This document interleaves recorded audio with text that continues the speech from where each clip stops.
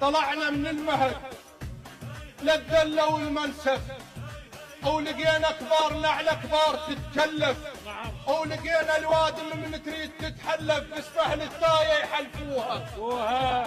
اللي مو من اهل الاختصاص خلوه يتكتر لا يجي عليهم ياخذ راحته.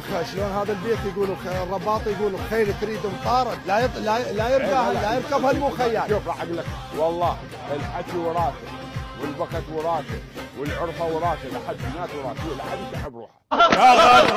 شاغت روحه من ذول الحال. نسل الفضول اهل السطر يوم الملاقى والخطر كانهم هماليل المطر للي نصمدها لا جدد حمجانها والطيب دايم فالها والعز فال رجالها.